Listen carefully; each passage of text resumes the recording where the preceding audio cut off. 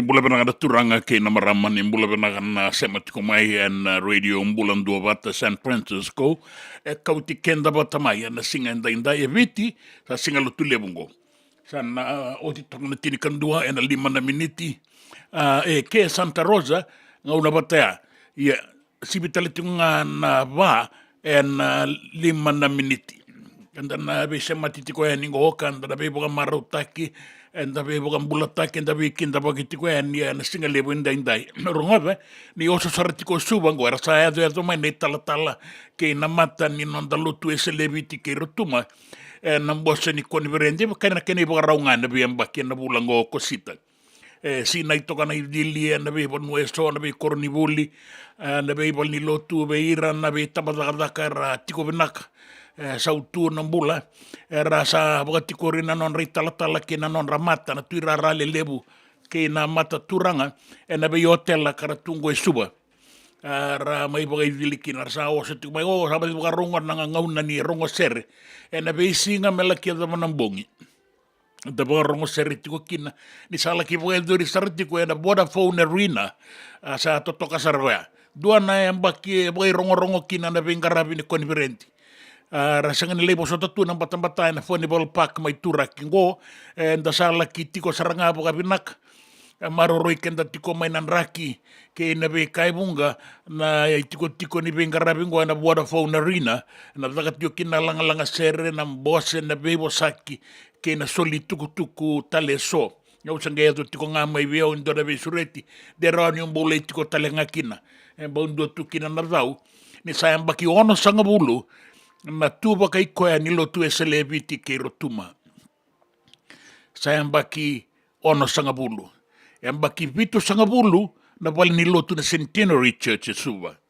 So elebu tiko na kain tapo kana numa na mada hongo rasa tiko kinango na nonda mata ira na itala na po ilesi na be songo lotu rabe toko ni talenga maikina na be mata songo lotu tale so wakaristo menta mai solebu na koni berendin lotu eseleviti ke rotu mani sabana numa tiko ngona ka ono sanga bulu kabani ono sanga bulu ni ambaki di basota ono sanga bulu ni ambaki atekebu na tini kadiwa ono sanga bulu kaba au se daura bulu leila isar na ngauna sa tu bakai koe kina na lotu eselia tu bakai koe mai Australia ada ubarurung itu ngai Australia sa mani tu bakai koe kai sebu kina ni ngaselebu ni lotu eseleviti ke rotuma ona itala setareki tu lovoni indra ngai rongo tiko na voni singa ni madongo na be kaina ya na kena tuba na londor sogolebu ni ado tiko na songo ni lotu eseleviti ke rotuma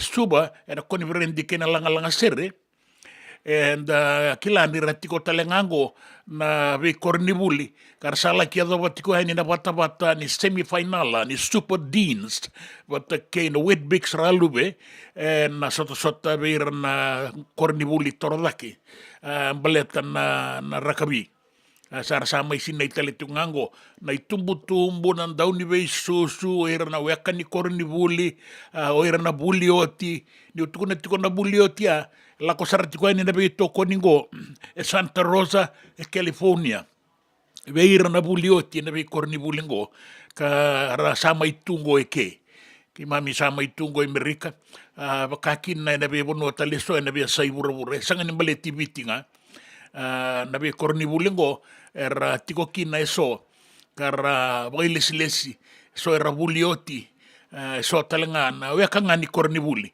kara sa soto ngoe na mwani madongo na soto tiko kina ne ruana kornibuli mai na moira karua na esa ni ngoe na tokalau na kornibuli na senior secondary era una soto tiko ke na tambua mai lau toka bata ke na Dubo College era una sota ke na bulinitu mai matawatu do Queen Victoria School era to tiko na biloni deans na ngau ya dabi kinda bakitiko na singali buenda indai mendua na kena i bola ngau vina kasara ni ta sabe kinda bakira na mataka indai bo nui vina kana daka dabi to saiki kene venga rabia na singani kuwa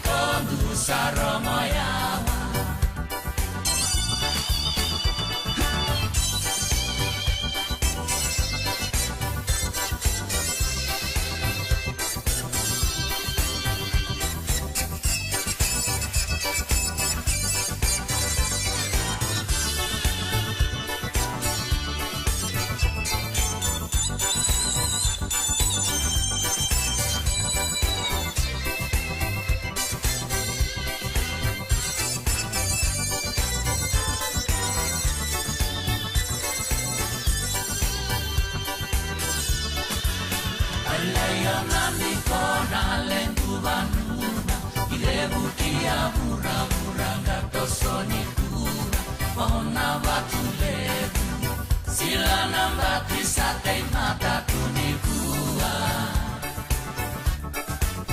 Binandua beba kalau ngatataki walendu kalau melea langi-langi zatetei mata Oleo nami kondu saromoyawa Zatetei mata Oleo nami kondu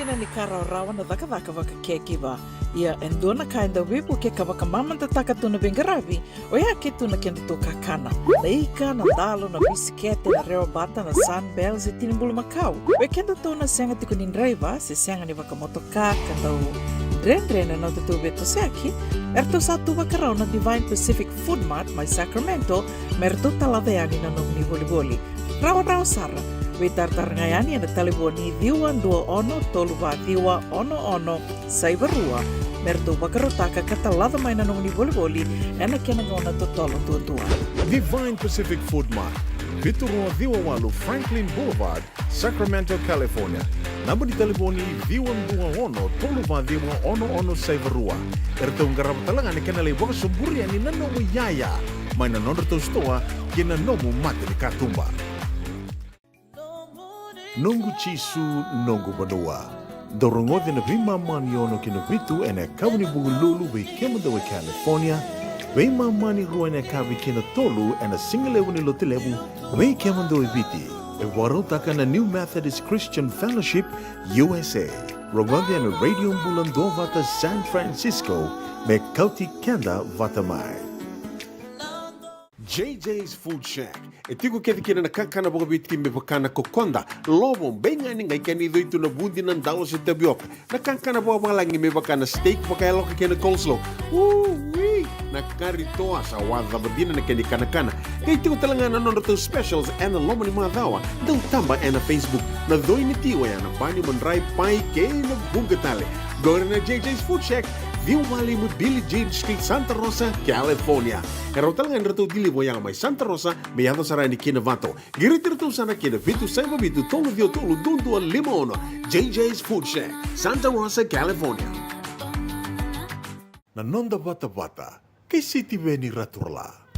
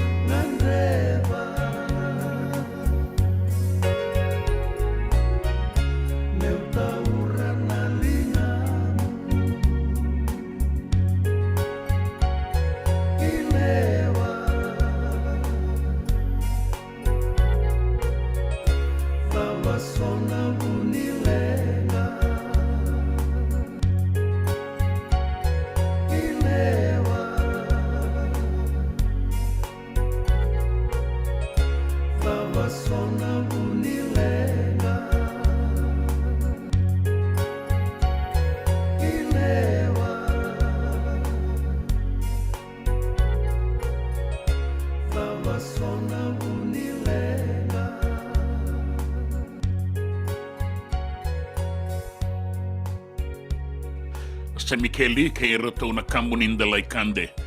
Bula vinaga na tiko mai moni vanua mataka ni kua. Ni rei boga bondo tiko singende indai. Ngole tiko na wanga ki sabu ki tabi unise sa le sumai mai boga bondo moni vanua mai kande. Anga indewa sara mai kina koroturanga suwa. Bula vinaga tomasi kororua. Bula vinaga matakali. Ilai tia tamaimbeka. Bula vinaga. Tinga mai boga valangi boga biti we waking kai tuko mai I'm bula naka ya are na wale bun sema tuko mai singa lebu inda yo warita tiko na oso ni koro turanga seraya do tiko ngamai na kanda rangwale mena bi tambada kana bi wasa boga lotu esale biti ke rotuma bakaki na mai bonua tani ratiko talengana nonda bulangi ramai tiko nabuku ni koniverendi ni mbose baga embaki ni lotu celebrity kei rotumar sa do tiko mai orongo vendo na turanga tiko sara mai mbia unguno mai da kaunrove na italtala Nico Valetini de la Ilomaloma sare retiko bolingo o seni madala bono era boga idilitiko kina so era boga idilitiko ngango isuba so era tiko sare na hotela so era tiko ngana bale boga itokei ina usori kei na mali wango suba na usori era tiko kina so na nonda italatala era mai sema tiko yani buku ni koni brendi anda na matala una rongo sere na boda phone rina na rongo binaka kina na sere kanda boga bina kani ramaro roi boga bina katalenga kina na nonda ibaba koso leo ni bei mata sere ni lotu esele kene bei bol ni lotu na tamba daga kana wasawase era na mai boga itabikina rongoda era sabuli sere tiko ebunga era tamba daga kona bosai uli sere sa daga tiko ngangu ene bimbongi da roke de ni songo lotu me sa boga dorina buli sere era boga rauta lenga mai ne koni berende boga bula tiko ni wike muni na sanga sama tiko mai en radio mbulando bata San Francisco kauti kenda bata mai da police jazz en nomonia na singa le wende ndai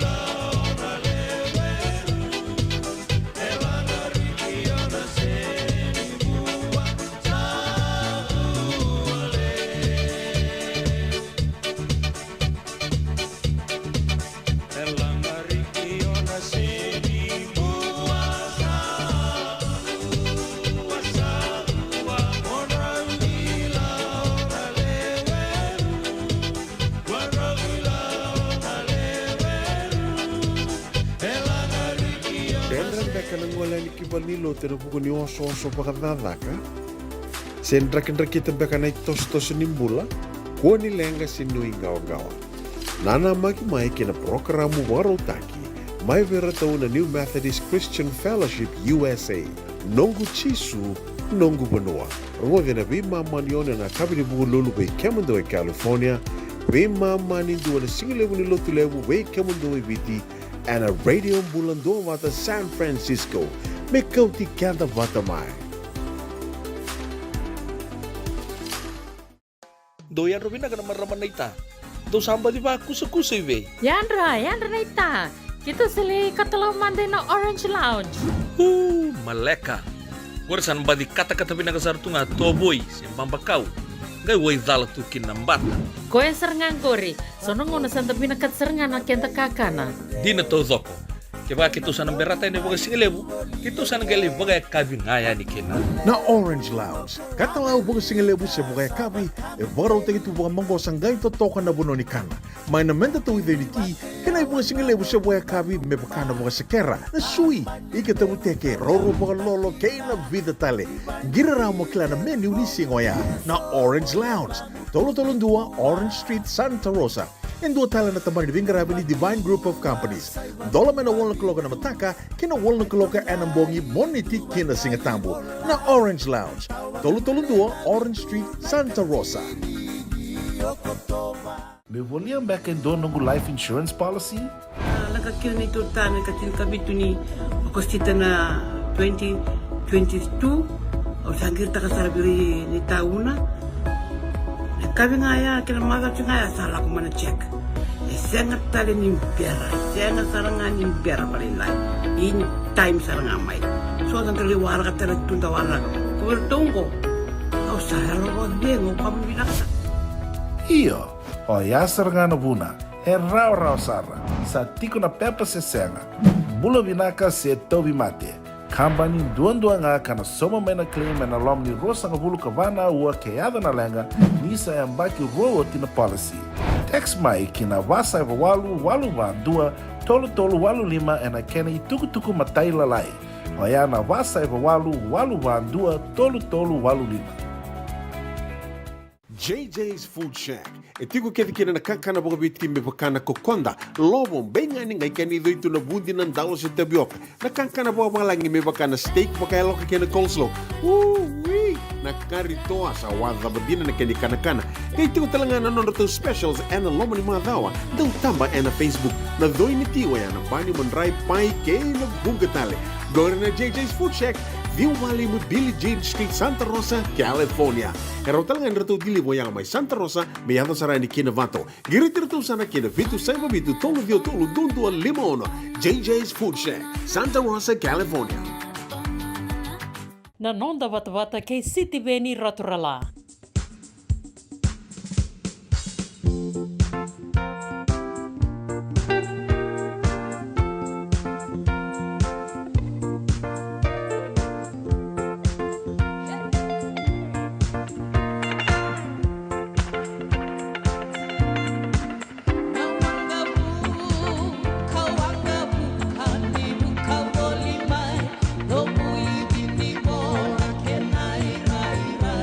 No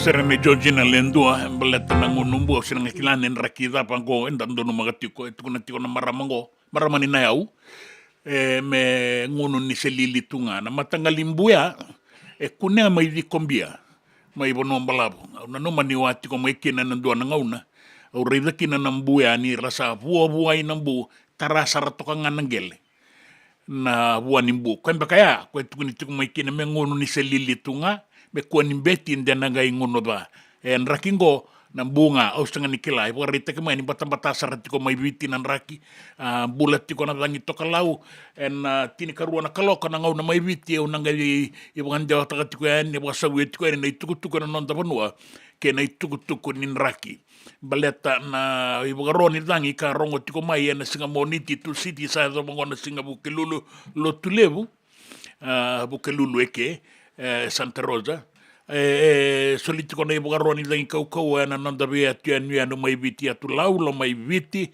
o kantabu o sawa na barabi kei da kaun robe o tabe uni kei na beibo no bole kata soliti ko na ibo garoni lang kau batanga ka soliti ko mai na singa moniti keni balembale na rake na madongo bea raki bora-borato kawe kemuni nanda uwe soka ki bula binaka Freddy na Rambe wati ko maingono ni tuku ko zola bina rige maseki I malolo sewa mboto kwe vina vale bunjina vina vale Freddy ke ilaiti ata maimbeka rambula bina tiko na nona ila to masi kororua bula bina matangali e ke meni na sa se matiko mai tiko ni tei se tiko na lomani lori se motokana veito sa kina zaka se ndua na bola uni bengara bio ni tiko kina vale ni bola ni mata ni tu io na gingi ni gula sembere tiko ni tawayani na gai buta na rua tiko na tini karua na kalo kame gai tawayani na gingi ni guli na gula na lakara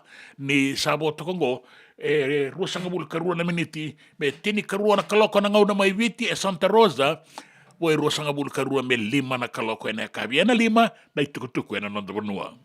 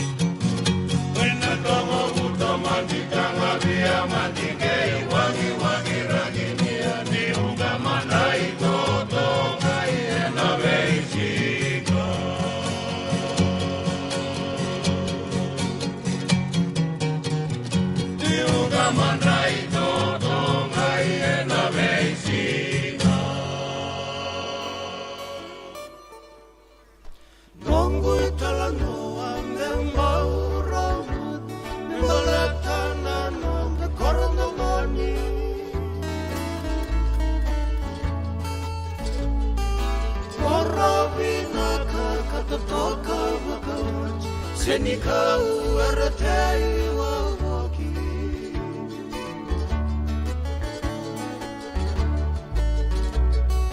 Korobina kani koto emu Pabolita na seni kau e bunga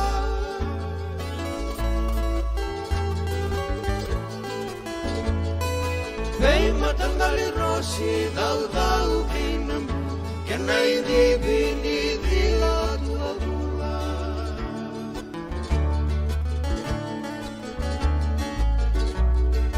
Rara ningito embalabu karara Toto esana na valeniara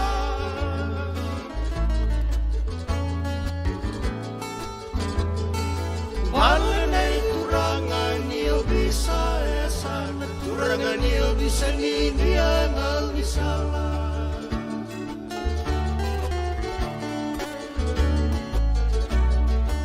Isulay na soba na mga una saya Nananamu ngaranramu kagada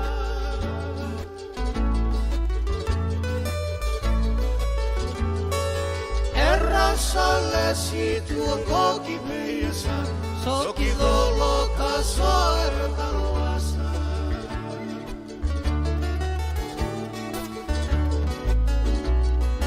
Isulay na soba na tawa ulaga Enanomu susunia upakawinaka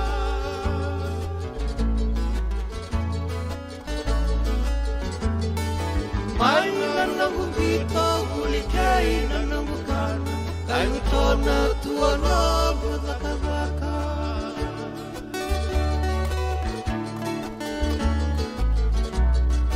Somanga una ni undau yang nasibi Etumburi au koto naliliwa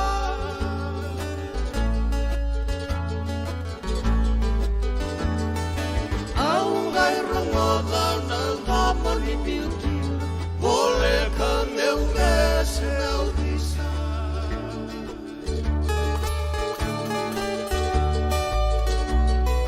Jini sa kamanda na nongu italangu Tuambalen na nei koi laloma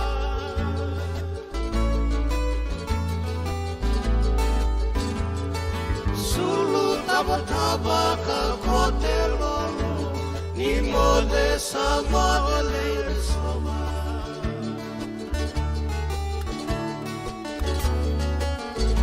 Leire soma nogu rosi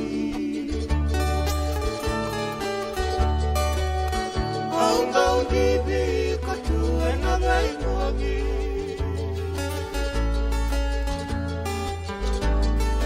Miuti kawalikina seu tutanibu Kai baka emimira tua rosi JJ's Food Shack.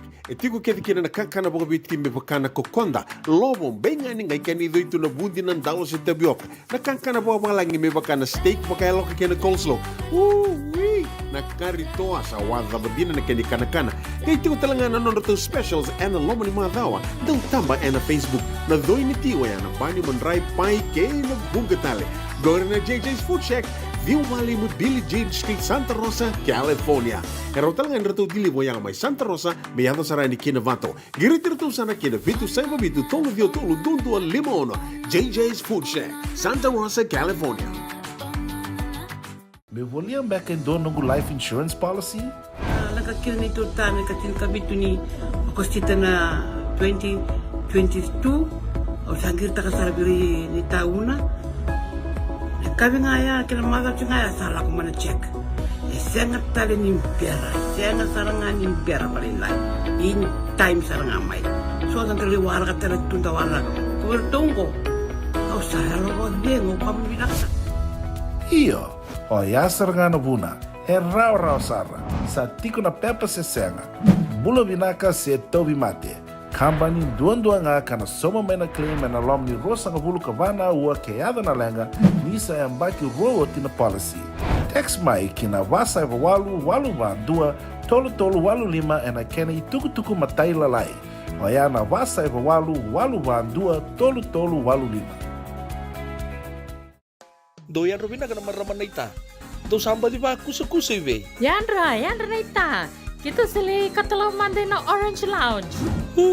Maleka. Warasan ba di kata-kata pinakasar tu nga toboy siyang pambakaw. Ngay way dala tu kinambata. Koe serengan kori. Sono ngona santa pinakat serengan na kenta kakana. Di na to zoko. Kaya kita sana berata ini bagai singelebu. Kita sana gali bagai kabi ngaya ni kena. Na Orange Lounge, katalaw baga singalebu siya baga kabi, e baraw tayo ito baga manggo sanggay totokan na buno ni kana. May namenta to iveniti, kanay baga singalebu siya baga kabi, may baka na baga sakera, na sui, ikatabu teke, roro baga lolo, kay na vida tale. Giraraw mo kila na menu ni singoya, na Orange Lounge, tolo-tolong dua, Orange Street, Santa Rosa. En dua tala na tamang nibingarabi ni Divine Group of Companies. Dola may na walang kaloka na mataka, kina walang kaloka anambongi moniti kina singatambo na Orange Lounge. Tolo-tolong dua, Orange Street, Santa Rosa. Nanonda wata-wata kay sitiweni raturala.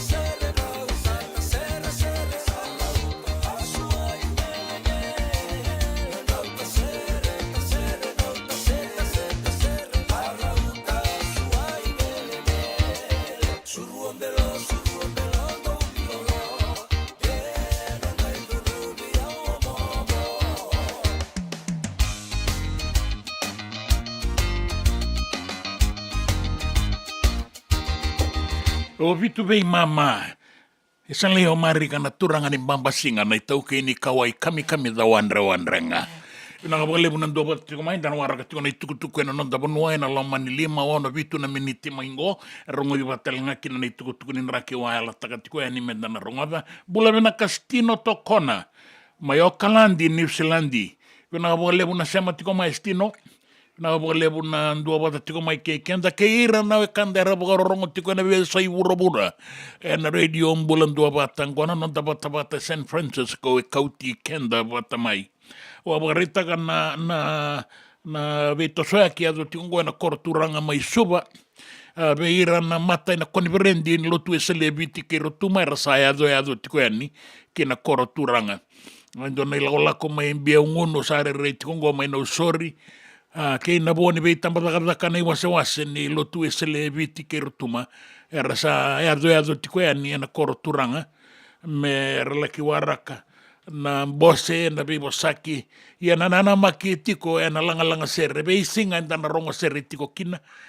mai na boda fo na rina e tuku talita ki o ngai baurongoba ne isanga e makutu na lotu esle me laki boga dori na boda fo na rina boga bimbi na rakin dono maki tiko ngori mai viti kai na kena korturanga isuba bata sarat tiko na raki bulan na langi ka bakakina na uda baka sa sangani mundo na uda sa tau tiko nga agora na kenan raki enda un raki nga baka ongo na beyan baki ni konverenti yenda sa baka bina kanile ki baka dorian ya laudala na boda fauna rina ka rara sina itiko kina sona wekanda na ngau ngor sa baka rautiko na be tamba ka bole ka tisuba na wasa suba na non ritabi ni be ngarabi mai da boda fauna rina wawarita ka taletiko nga na non ra sa oso tiko ya ni so bera leki waraka na semifinal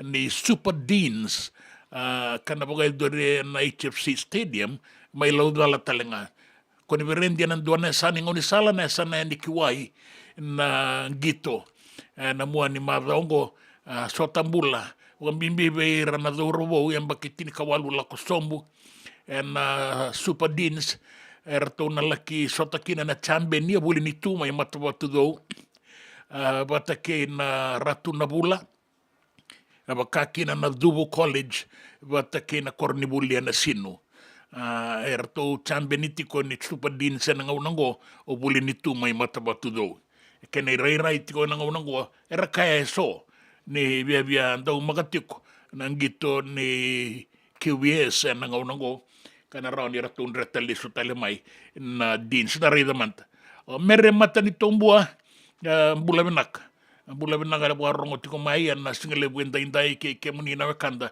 na da sematiko na radio bulan dua bata San Francisco ni kauti kenda bata mai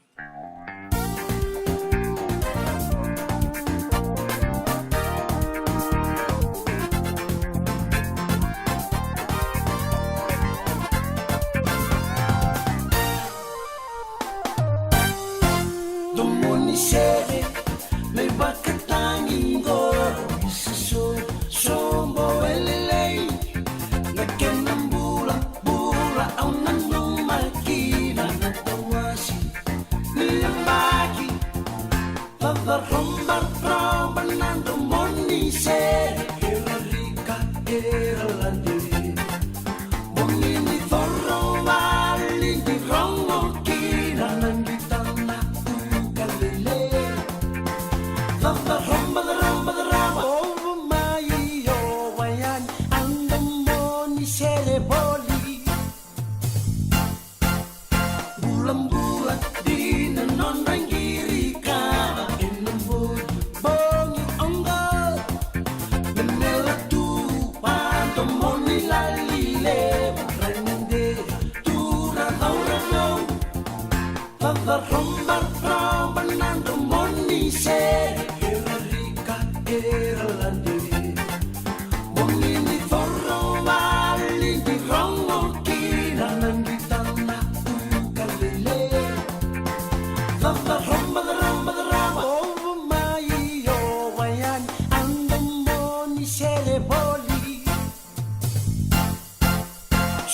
Tava kine suva katara wakandira mati mai pula pula lei po tawale tu aurura kedena pava romba romba nando moni se era rica era landi moni forro mali di rongo kila nangitana kalele pava romba over my yo wayan andam moni sere boli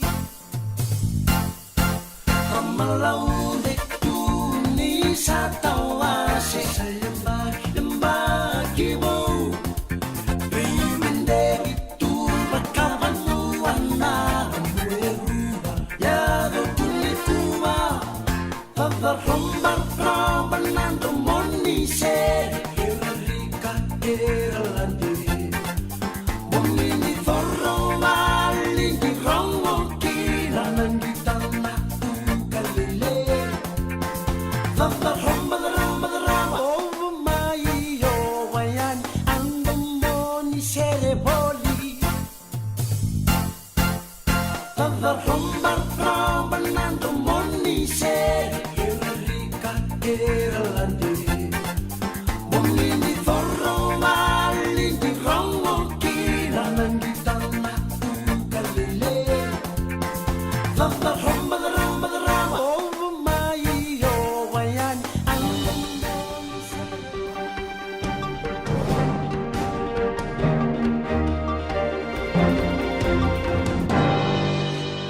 Nei tukutuku, era nonda wanua e witi. E wakaritaka endo nei tukutuku wa matanitu ni sa lesi o John Rambuku ki nei tutu wa kai vuke vuke ni ndau wembeta ki ni matanitu, Deputy Director ni tambana ni Public Prosecutions e witi. A tika busaranga ni kua. E kaya na e vuke vuke ni tambanango ni do wembeta ki ni matanitu o Nancy tiko isua ni samuri tau toko waka matai lai na tuba ni Vengaravi ni nona dingita ki endua ki na tutungo kasama ni ndo nui John Rambuku o John Rambuku asa tau rati komanda na tutungo sanga i lewa imai me sa wasiboi ia ngo sa ambasi katale mai ena i tutu ni vuke vuke ni ndau wembeta ki ni matanitu. Alala tu na i tutungo e na ngauna amai takaliki na nambula ni Ratu David tonga ni walu o koea ka taurati ko na i tutungo baka i buke buke ni ndau wembeta ki ni matanitu e na rua na undolu katini asanga i mai tawaningo Vengaravi ki na kena i tabi ka o tiko i suwa ni sambu tabi nagatua Rambuku e na lakalango ka senga ni wulangi en kena i wala kena i wangarauni laka e sa lesi tiko kinango.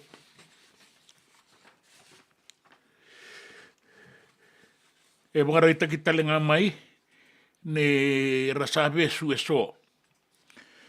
E alo tiko ngana we wangangai ni tamba laka ni ovisa e nano anrapa kasasataki o ira eranda ubolitaka ka we soliaka na wainganga ni we wangamateni taki. E kaya na ibuke ni commissioner ni ovisa na tambara ni Vengaravi o liwa indriu ni abagaidori endua na abgasasa karatungaraba na tambara ni Vengaravi mai no story crime e membaleta na tikinango kara sa kunekina e so mai rara levu ni tiko veira na wainganga ni vei mateni taki dua e tombongo e 5 na iolo ka rasa tawatu na kena tanga palastika sa bagarau mera bolita ki ka bimbu ya kiani kina be bonu mer laki bagaya ngata kina ena numi ni bolita ki tikongo na marijuana ke na pouta bula na ice se methamphetamine sabe sumai era ube sutalanga mai rua dua yang baki 5 ka tolu dua yang baki 2 ka diwa na nona yang baki nimbula ka rausabe sutiko be ira na visa me waraki na be vangangai me ngai madala na be kain baliti rau kai ondriu mai na esa bara dua mbaki basanga bulu kaono dona turanga mbaki basanga bulu kaono vesu mai solobi mai nandi ka kunebua dona ndrau vitu sanga bulu na yolo ndrau ni kaumandu ka singemi ni marijuana sa tiko talenga be ira na uvisa na turanga ka vesungo mai solobi me vangangai bagabinak me ngai tau endona lewa me mbaleti koe kina itukutuku ningito endona bagareita kibenaka ratua bagaedora na timini Marist Brothers High School be ira na mbaki tini kawalu lakosombu nindina nga ni sama indruka na timini Marist era to sanga solia ki be rato na no rato itokani mai na sinu secondary so na ya ni ba ko yango me beibuke ena sasanga ne na sinu ena sota ena muani madongo na matatimingo ni Marist Brothers High School era to sama indruka ena sota ni wase mai kina deba na Southern Zone ia na sinu sa toso etiko na nona sasanga asembulati ko medo madangana muani madongo en semifinal ka bugarita ka mai na ibuke ni liu ni kornibuli mai na sinu o lemeki na sau bataki na head boy Andrew Suku ni rato solia sona yaya ningito ki na bakau koyango sona bisikete bataki na tabaya Fiji water gara soliani ki buana ibuke ni ngasani buliliu mena sino na bitala iwaiwalu me warita kanga na non rabe tokani ke na yalondina nga ni beitadini bugangito era sarawata mera rawa ni beibuke tiko kina na sino era una sota ke Dubu College mai nanronga matabatu do na chambeni era una sota ke ratu na bula mai nandi na semifinal na HFC Bank Stadium estuva na muani madongo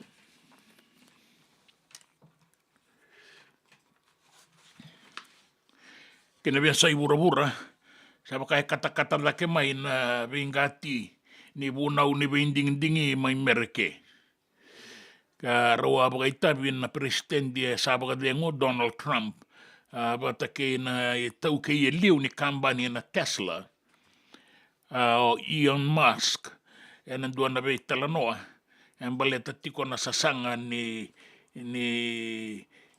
Republican me ratu boga turi Donald Trump tale ena be ding ena bulo November ngo me non ratu mata me tau ratale manda na itutu boga presidenti ni mata ni tule bo merke era ona be ngati taka na itutu ya ke na ibuke ni presidenti na ngaunango Kamala Harris and Democratic mere madalakina na itutu watake na vanua dusikina na mandingi ni bindingi mai mereke ena muani ambakingo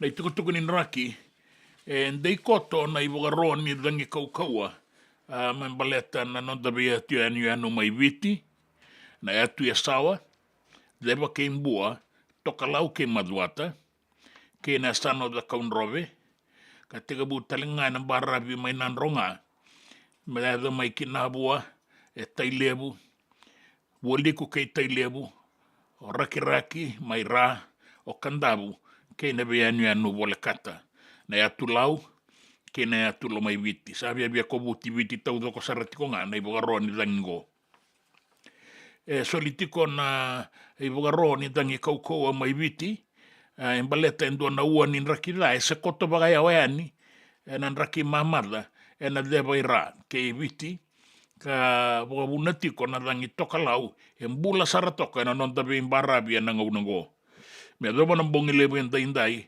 en non tabe imbarabi ni be anu mai viti el dioti ko na tokalau deba seu ana wasa rani kau ada ke sara na bulani langi kina 5 na kilomita dua na ua e na be mbara bia so ni non da banua sa budi tiko e ningo mai na atu e sa wana leva ke mbua na toka lau ke maduata ke na sana da kaun robe mai nan ronga me ada mai kina bua tai levu north ke stuba raba te ke raki kandabu ke na be bono bole kata na atu lau ke na atu la mai vite no ai mirroring atro tuama te koa aero tekne ausne ne le fa yaksa gore nei tukutuku na nanda bonua nei tukutuku mai bonua tani nei tukutuku ningito ke nei tukutuku ni raki Na nonda wata kei siti veni raturala.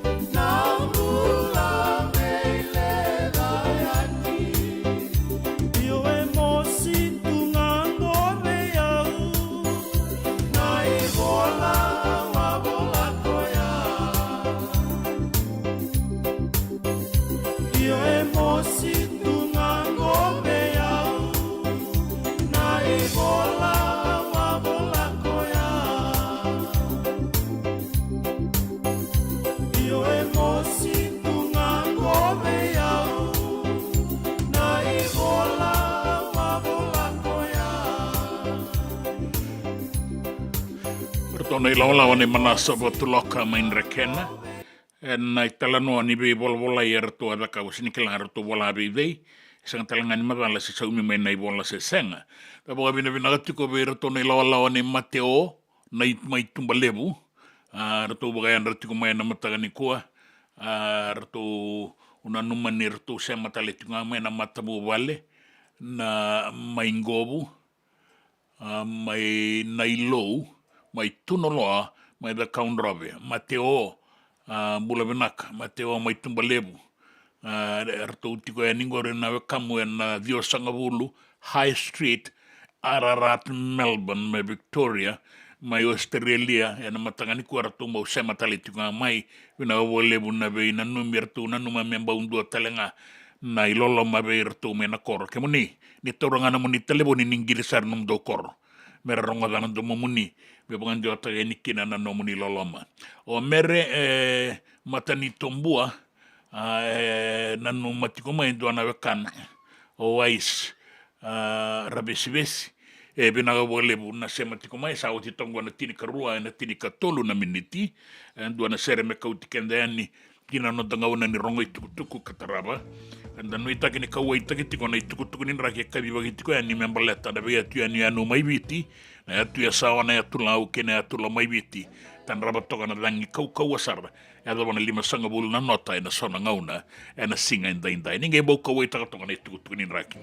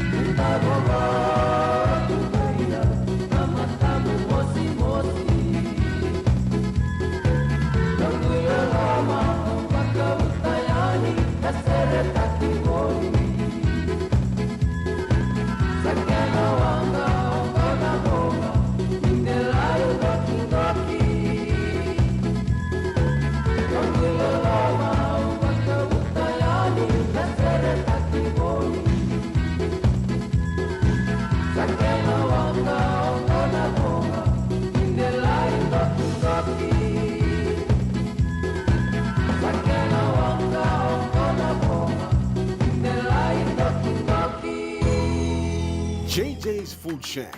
E tiku kete kina na kakana boka biti me pakana kokonda. Lobo benga ni ngai kani doitu na bundi na ndalo se tabioka. Na kakana boka malangi me pakana steak pakaya loka kena coleslaw.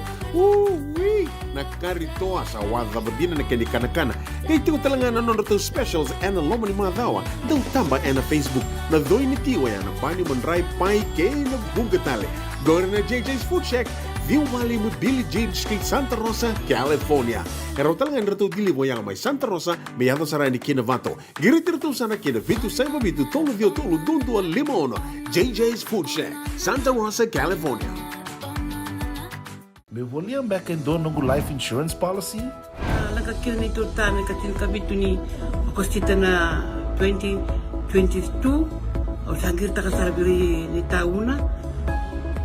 Kami ngaya kira maga ngaya salah ko mana check. Sangat tali ni biara, sangat sarangan ni biara paling lain. In time sarangan mai. So ang kaliwara ka tala tunda wala. Kubertungko. Kau saya lo bengo kamu binasa. Iyo, o yasar ngana buna, rau sara, sa tiko na pepa se senga. Bula binaka se tobi mate. Kambani duan nga kana soma mena claim na lom ni rosa nga bulu kabana ua keada na lenga nisa e ambaki roa tina policy. Text mai kina wasa eva walu van dua tolu walu lima e na kena i tuku matai lalai. Oya na wasa eva walu van dua tolu walu lima. Nungu chisu nungu banua. Dorongo de na vima maniono kina vitu ene kauni bugululu be kemadawe California. Wei mamani ruane kavi kina tolu and a single level ni lote level wei kemando ibiti e warotaka na New Methodist Christian Fellowship USA rogode na Radio Mbulando vata San Francisco me kauti kenda vata mai na nonda vata kay siti veni raturla vata kildina sara no muina kiluni ni tiko wakamau Alolo silemia lo que narra le ue mai bicaiau. Ei atelini na maramani na bau. Kano mukoloni basu sena ya budina netina mundu amau. Iranawe kandaru no daru bakamau era mai o mataka Era bini anai au na kena kakana esengani dakarawa Me wakanga na kena I wakarau kena natamata Osawakananda kuyaka tawana numana mubosayala yala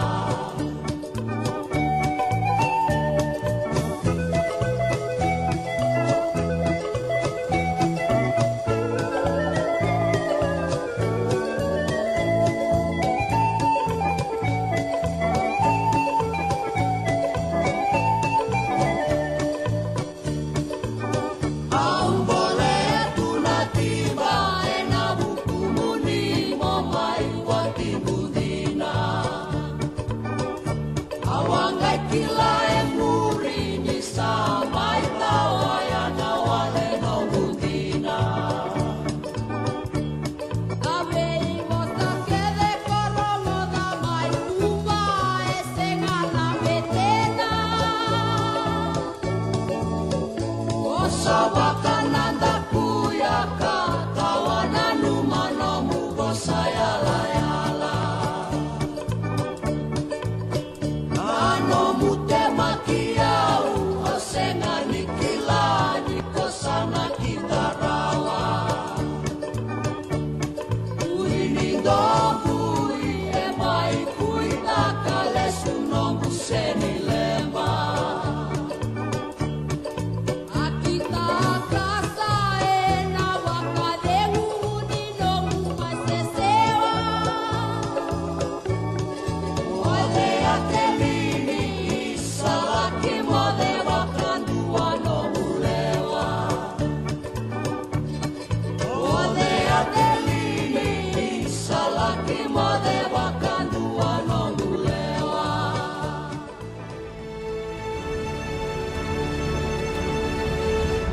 Ongo na rongo may wala ni Songo and a Radio Mbulando vata San Francisco me kauti kenda vata mai Inga kei tai levu. Wana numitio kina na nomuni so levu ane katolo sanga bulu kandua ni singa ni bula oko sita. En bulango. Ni lama na bulango. Lama ni marla o rua maingo. En abaga idoritiku en ruan dua lima saiba Griffin Avenue. Santa Rosa, California, diwa lima ba. Saiba bitu. Na bwana numi ni kornibuli maindalay na kai ratu kandabulebu school. Na kandonan rauni ambaki ni bwana numi ni kornibuli na katini katulu ni singa ni bula o September na bula katumai.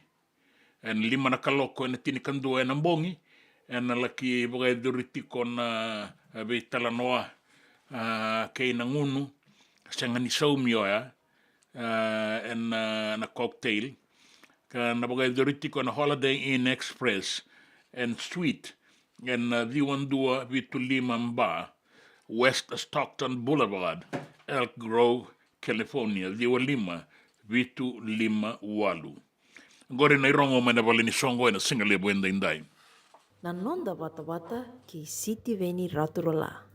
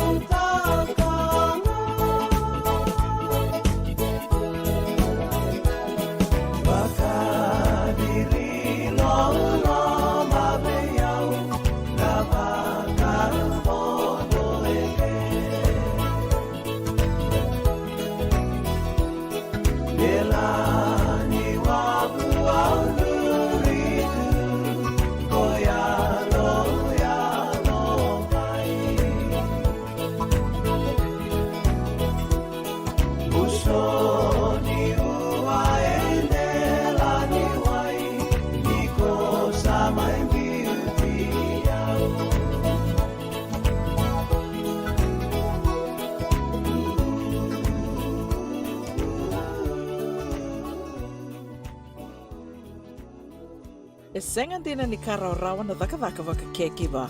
Ia endona kainda wipu ke ka waka mamanta taka tuna bengaravi o ia ke tuna kenda tō kakana. Na ika, na dalo, na bisikete, na reo bata, na sunbells e tinimbulu makau. We kenda tōna senga tiko ni driver, se senga ni waka motoka, kanda o dren na tō beto seaki, erto satu waka rau na Divine Pacific Food Mart mai Sacramento, merto talaveani na nong ni voli.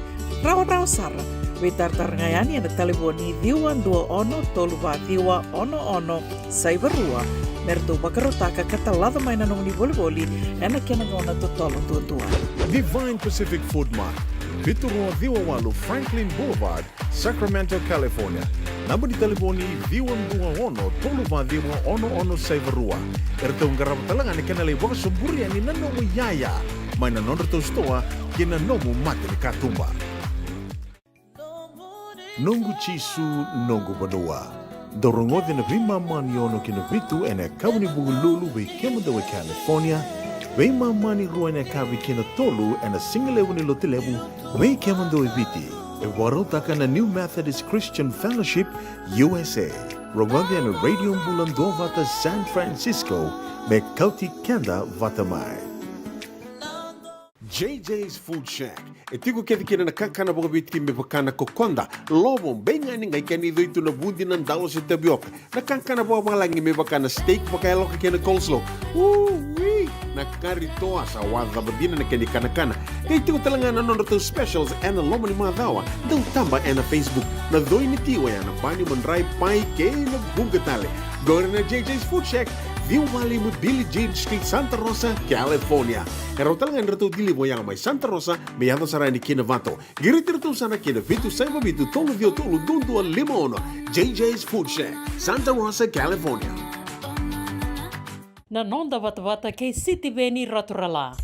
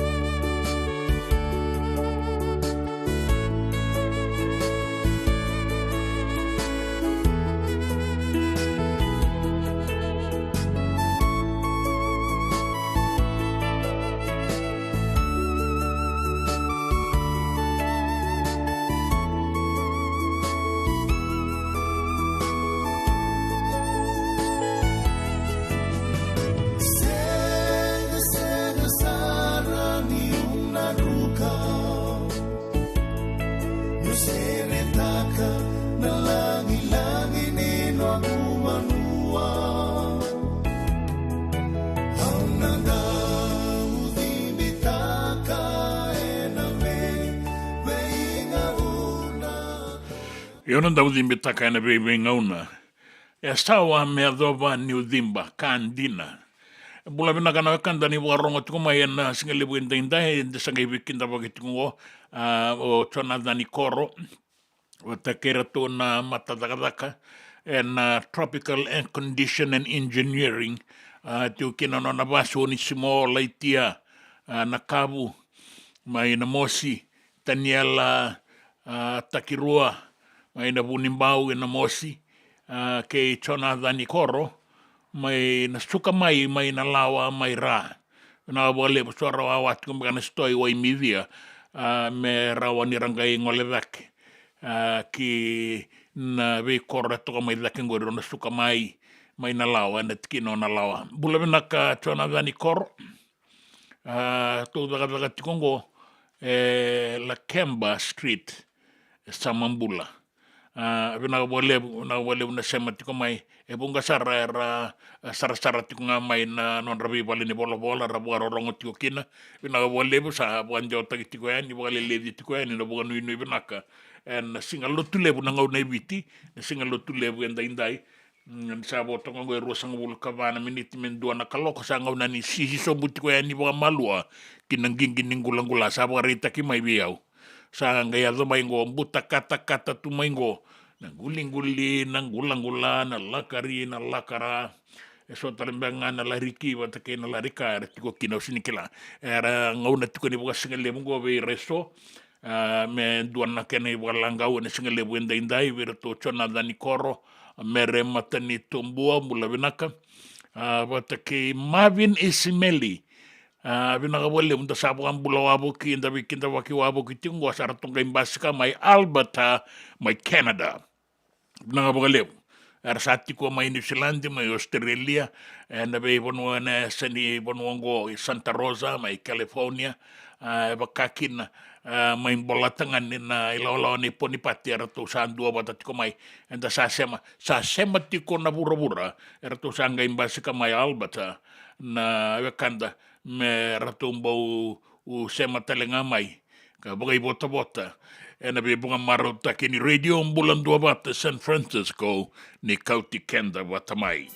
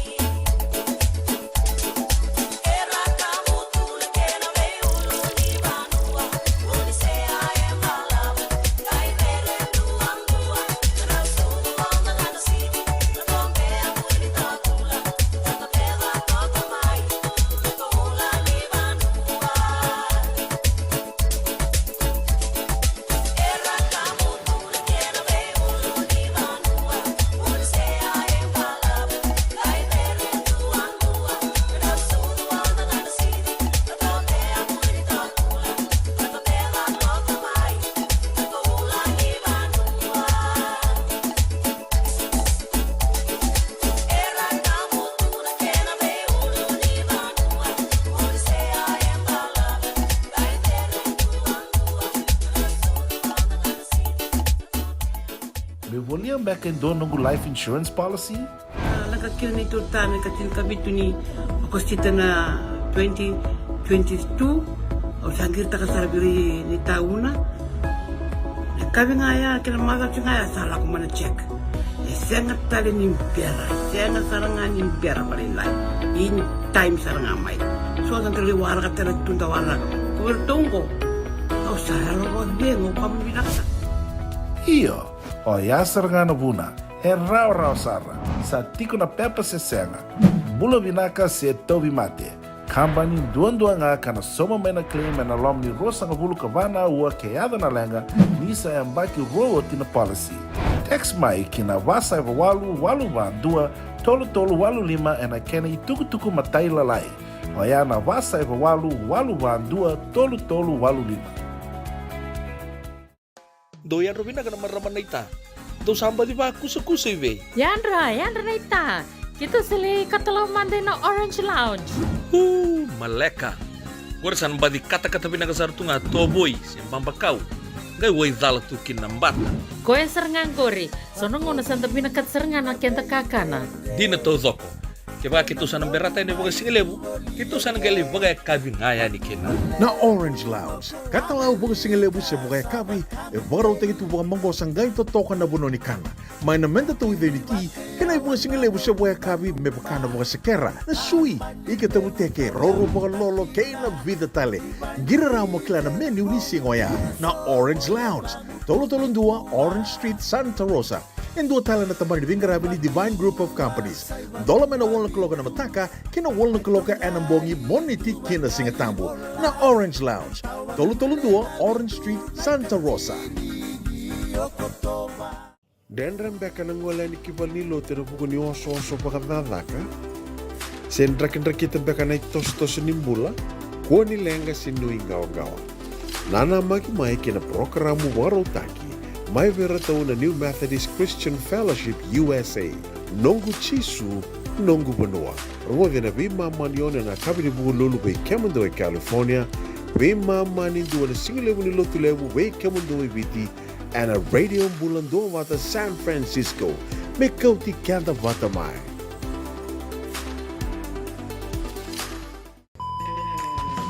Binaka bakalevo nandau sema tikumai. Binaka bakalevo nandau aseti ko nanonda tu wata na radio bulandua wata San Francisco, me kauti kanda wata mai. And the sabo like sarnia dawayani na walu sangabulu na undolu na kende wili ni matabu vale na radio bulandua wata. Ia wili lili sar me wakatoto wata taki kina kende wili na ngwane tau ke enovea say pura-pura. Do na like, do na share, subscribe talaga Mike na Radio Bulandua Wata and na YouTube. Radio Bulandua Wata San Francisco, Mekoti Kenda Batamay.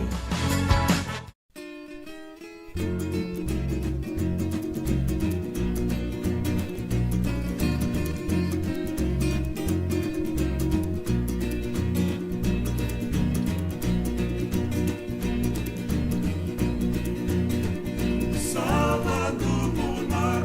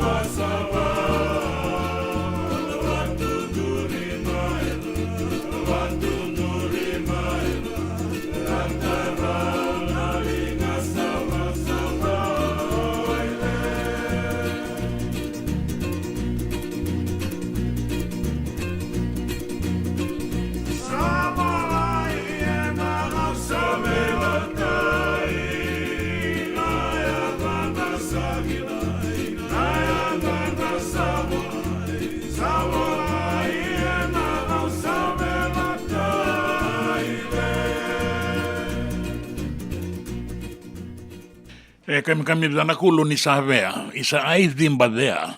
Rtoni lawa ni oe koula ki tabua dola vina na pono bila. Isa nando moi wesele ni wanga. Duan bega nanga isomita ikuera otale. And boga vina boga lebu. Dola vina na botu yawa. Era sema tiko mai na singa lebu indai. Sanga una taratikunga ni boga singa lebu. Na be bono eso boga rauta ki tukina. Ke baka na baka tiko namba sa en madho mengo na koni berendi. O yana bono mendala ki boga singa lebu kina. Baleta ni kaumai na sasalu menendala ni abu. La yado na boga lolo na boga loma binaka. En tu mai kia. Ika boga lolo boga miti boga tau enan raki. Nanga una matangango yang bata-bata sarakoto na koro turanga isua i boga rita ke mai ni bula tiko na dangi toka lau deba dena ni tiko na boda fauna rina era boga ruru boga binaga saratunga. Ara kata-kata binaga toka enan rakingo. Ni bula tiko na dangi toka lau deba gai bata-bata toka na raki miri-miri tu na uda mai suba. Ia senga ni boga lengana bito saya kisa na itabi ang garabi ang taboga binabinak. Ni boga tiko kina na nonda semati na radio bulan dua bata na singa lebu enda indai San Francisco ni kauti kenda bata mandai gona nonda bata na ngai rongo tuku na ono Santa Rosa rongo tuku bata ngau ya na dua na kaloko na singa lebu mai suba.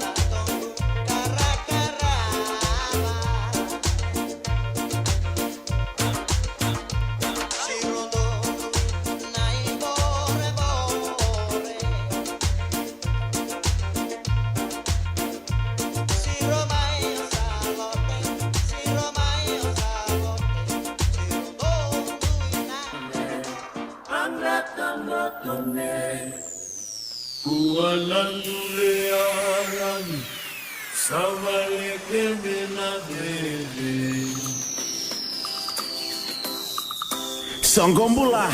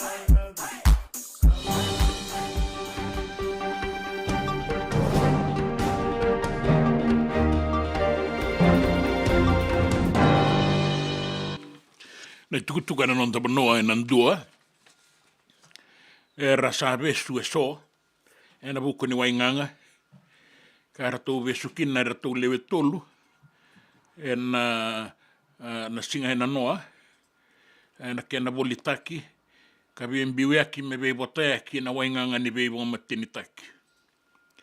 E wakarai takatiko mai nei buke ni commissioner o lia wa Indriu, ni ratou wala ki wakasangangara na ilawala visa me na usori na usori crime ka ratou lako sarakina ki rara lebu lai kune mai anandona vale lima sangavulu na olo wainganga ni vei wa matini taki sa olo tu na kena tanga palastika me bagarau imbiu ya kiani ane vei vanu eso na numi ni ra olo tiko e ningo eso na vakete nrau ni kaumandu sa singemi ni marijuana. Ratu saya wala na visa e wakakina na vei vanu o tali so saya do tiko kina na baka sasake na wangara na ngaunango me rakune karatombo o ira bolitaka ka bimbiu ya katiko na wainganga ni vei baka mateni taki.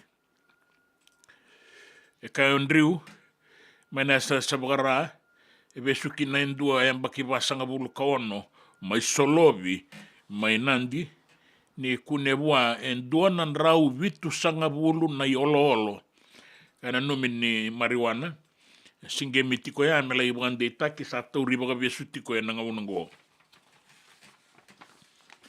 kinangito bagara itaki mai ni rato ndondolinga na matatimi ni Marist Brothers High School kina kornibuli mai na sino na sona yaya ningito rato laki veibuke kina vei rato na timini na sino Marist sa lutu sa mainruka na nona sasanga kina deans na bakitini kawalu lako sombu ia rato sanga mani kauta na yaya ni bakau koyango wilikina e sona Tabaiawai na Fiji water bata kena yaya ni bakau koyango e rau kauta ni nai buke ni liu ni kornibuli o lemeki na sau bata kena head boy Andrew Suku kauyan ni kina sinu na yaya ni bakau koyango ngome laki vei buke kina vei rato sa ngoma na ibuke ni liu ni kornibuli mena sino na vitala i waiwalu wakarai takana nona baga vinaka na vei na numi ni kornibuli mai na Marist Brothers mai kau ni kuila na isoli a kau ya nia o na sino e rau na sota ke Dubu College na mua ni madongo wata ke Queen Victoria School na Chambeni e rau na sota ke ratu na bula mai nandi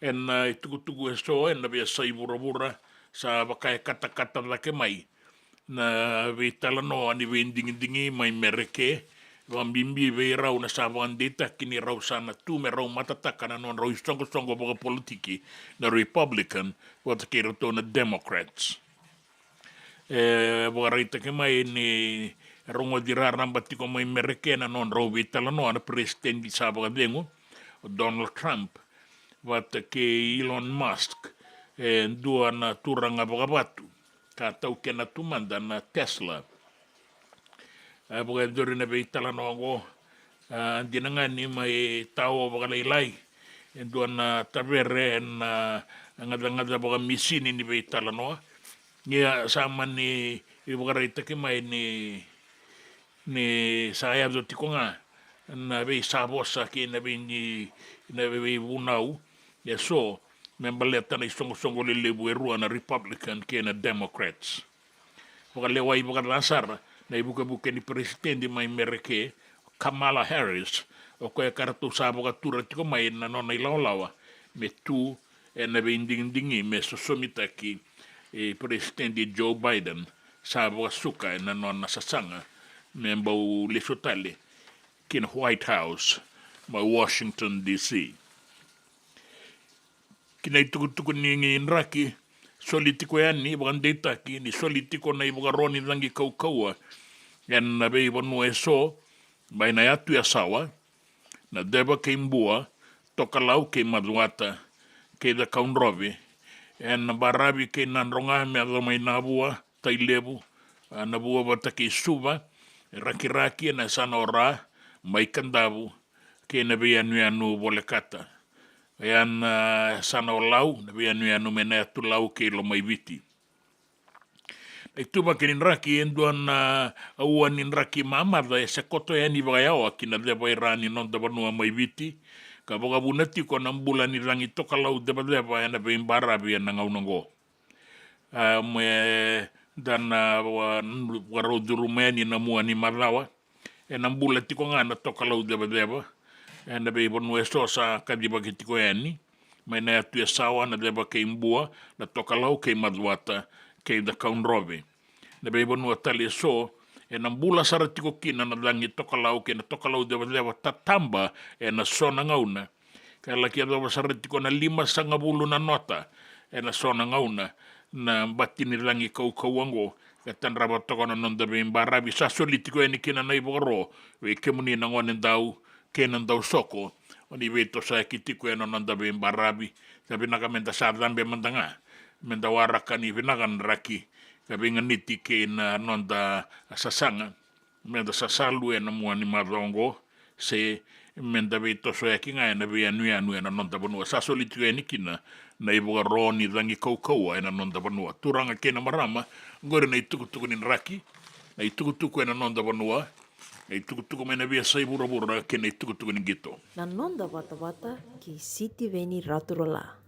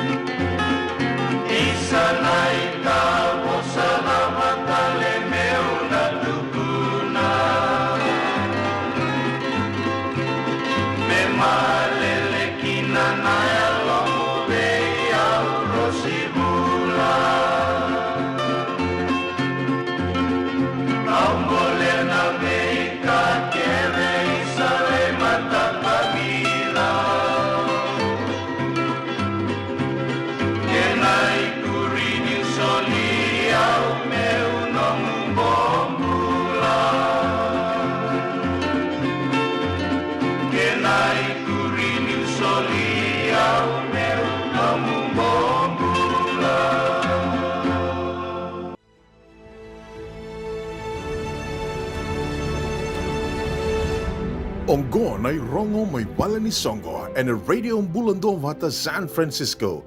Mekauti kanda vata mai. Na wana no minisinga kay tay lebu. Kaya na so lebu na bagay dori ni singa buka rawai na ikatulu sanga vulkan dua ni singa ni bula o kosita. Na bagay dori tiko na ruan 256 Griffin Avenue and Santa Rosa, California, diwa lima ba saiba bitu. Kaya na wana no ni kornibuli na ratu kanda bulebu na yung kinrao ni kornibuli may ratu kanda bulebu. Na wana no talenga ike en katini katulu ni singa ni bulo September. Na dolan tiko may na lima na kaloko na kabi kinatini kandua na mbongi na nguno awan buta ni sambutu may na lima kinabitu sanga ni Saumi and abagay doritiko na Songo and a Holiday Inn Express and Suite and na diwan dua vitu lima West Stockton Boulevard, Elk Grove, California, diwa lima bitu, 58. Gore na irongo, e na nonda panua, kay na nonda itukutuku may nabali ni Songo.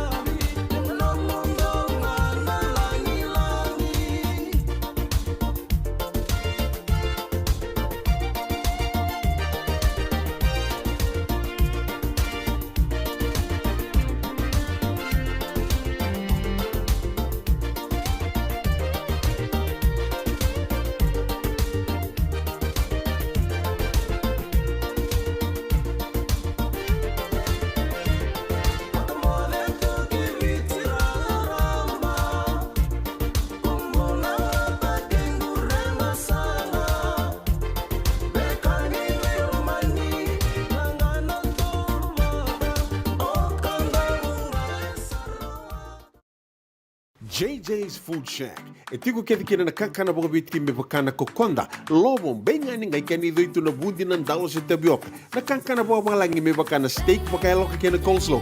Wee! Na kari toa sa wadha badina na kani kana.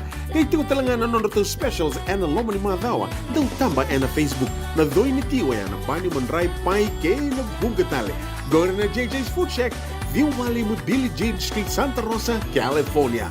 Pero talagang rito dilibo yang may Santa Rosa, may ato sarani kinavato. Girit-rito sana kinavitu sa ibabitu tolo vio tolo dundu al limono. JJ's Food Shack, Santa Rosa, California. Me voliam back in do nungu life insurance policy? Nakakira na ito tayo katil kabitu ni akostita na 2022 o sangir takasarabiri ni tauna. Kami ngaya kila mara ngaya salah ko mana check. Sangat tali ni pera, sangat sarangan ni pera paling lain. In time sarangan mai. So ang kaliwara ka tala tunda wala. Ko tunggo. Au saya lo dengo kamu binasa. Iyo, o yasar ngana buna, e rau sara, sa tiko na pepa se senga, bulo binaka se tobi mate, Kambani dua nga kana soma mena claim and alum ni rosa ngavulu kavana ua keada na lenga nisa e mbaki roa tina policy. Text mai kina wasa e walu walu dua tolu tolu walu lima e na kena i tuku matai lalai. Hoia na wasa e walu dua tolu tolu walu lima. E senga dina ni kara rawa na daka waka kekiwa. Ia endona kainda wipu ke kawaka mamanta taka tuna bengaravi o ia ke tuna kenda to kakana. Leika na dalo na bisikete na reo bata na sunbells e tinimbulu makau. We kenda to na senga tiko ni driver se senga ni waka motoka kandau dren na tutu beto seaki. Erto satu wakarau na Divine Pacific Food Mart mai Sacramento merto talaveani na nungni boli. Rawa sara. We tartarngayani na taliboni diwa dua ono toluwa diwa ono saibarua merto bakarotaka katalada mai na nungni boli ena kena ngona to tolo tua. Divine Pacific Food Mart, Viturua Viwawalu Franklin Boulevard, Sacramento, California. Number di telefoni Viwan Dua Ono Toluwa Diwa ono Saivarua. Erto ngarabatalanga ni kena lewa suburi ani nanomu yaya. Mai na nondro to stoa kina nomu mate ni katumba. Na nonda bata kay City Veni Raturla.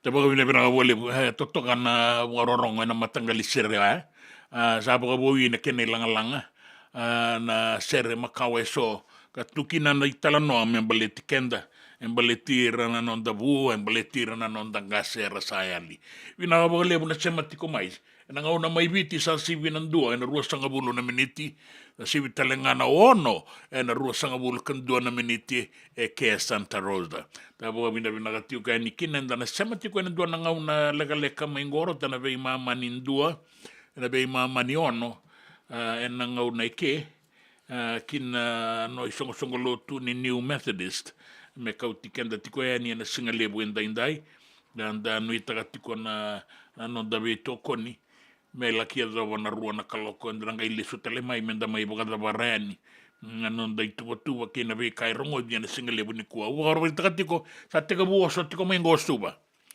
a teka buo so tiko mai ni kua sa singa lotu lebu ngo mai viti ka rasa tiko kina na ve kanda so rangole tiko mai me baleta na mbose lebu ko viti arabaga rau tiko mai na ve wase na ve tamba daga ke na ken rei tala so sa tiko ngoi suba so era tiko na so na bono ngo men mali o en sinu kina usori na ve bono so la ko ni kilami ke be sari era sa mai boga dilitiko kina so no ndangase ni lotu ke nangase ni bono na tuirara le levu ke irana mata turanga era sa toso tiko maingo na koro turanga membeleta na koni berendi ni lotu esa leviti ke rotuma kana boga edori en Vodafone Arena mai laudala eu sa boga bina katakatiko ni sarao me ramba una nomi na leoni baba kosa ralao mai boga yawa ka ramai maroroi en matangali vonua ni bengara bimbe pakatanga da Vodafone Arena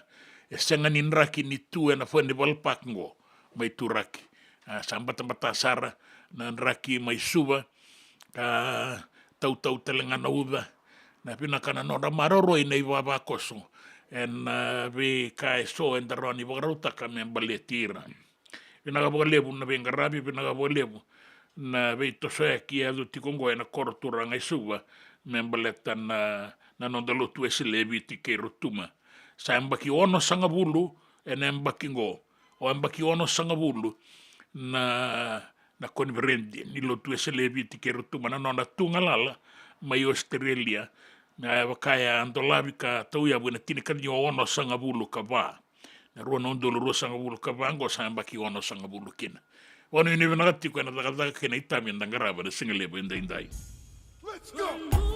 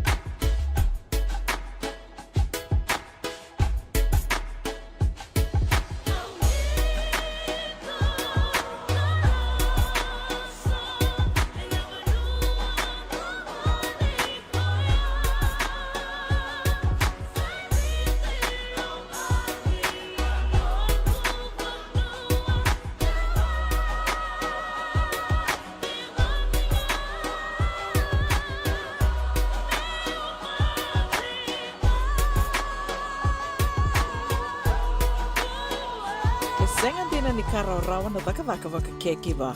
Ia endona kainda wipu ke kawaka mamanta taka tuna bengaravi o ia ke tuna kenda to kakana. Na ika, na dalo, na bisikete, na reo bata, na sunbells e tinimbulu makau. O kenda tona senga tiko ni driver se senga ni waka motoka kandau Rendre na te tūwe to seaki, erto sa tuwa karau na Divine Pacific Food Mart mai Sacramento, merto talaveani na nung ni voliboli. Rawa sara, we tartar ngayani na taliboni diwan 21 saivarua, merto bakarotaka katalada mai na nung ni voliboli, ena kenangona to tolo tua. Divine Pacific Food Mart, Viturua Diwawalu Franklin Boulevard, Sacramento, California. Namba di telefoni 21 saivarua. Erto ngarap talangan kena lewak suburi ani nanomu yaya. Maina nonderto stoa kena nomu mate katumba. Nongu chisu nongu badua. Dorongode na vima maniono kina vitu ene kawni bugululu be kemadawe California. Vima mani ruane kavi kina tolu ene singalewu ni lotelewu be kemadawe viti. E warotaka na New Methodist Christian Fellowship, USA. Rogode na Radio Mbulando Vata San Francisco, me kauti kenda vatamai. JJ's Food Shack. E tiku kethi kina na kakana boka biti me pakana kokonda. Lobo benga ni ngai kani doitu na bundi na ndalo se tabioka. Na kakana boka malangi me pakana steak baka eloka kena coleslaw. Wee! Na karitoa sa wadha badina na kani kana. Kaya tiku talangana nono to specials and lomo ni mga dawa. Daw tamba na Facebook. Na doi ni tiwa ya na bani mandrai pai kaya na bungatale. Gore na JJ's Food Shack. View Valley mo Billie Jean Street, Santa Rosa, California. Karo talagang rito dili mo yang may Santa Rosa, may yato sarani kinavato. Giritirito sana kinavitu sa mabitu tolo vio tolo dundu al limono.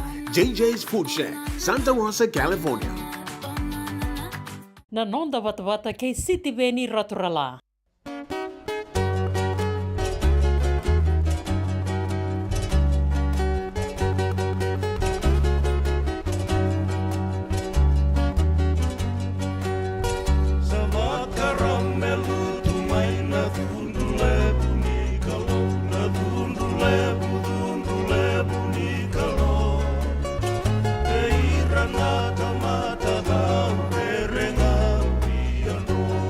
Renga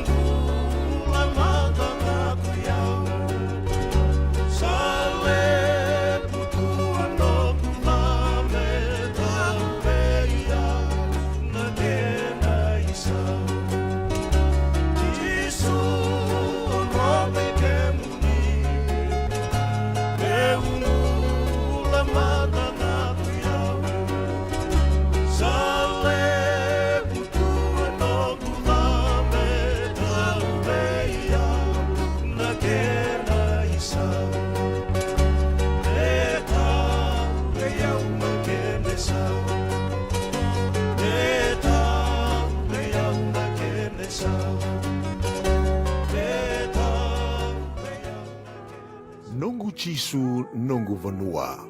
Warotaka na New Methodist Christian Fellowship USA and a Radio Bulandovata San Francisco me County Kenda Vatamai.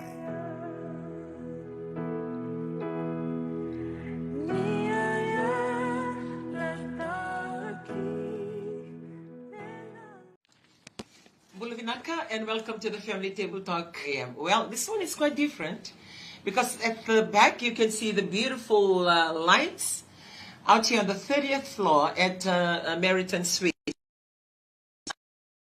So it's really beautiful out here. Not only beautiful, it's very cold. It's the winter. They said it's not that bad. It's just beginning. But if you come from Fiji, it is bad because it is quite cold. Good morning and thank you.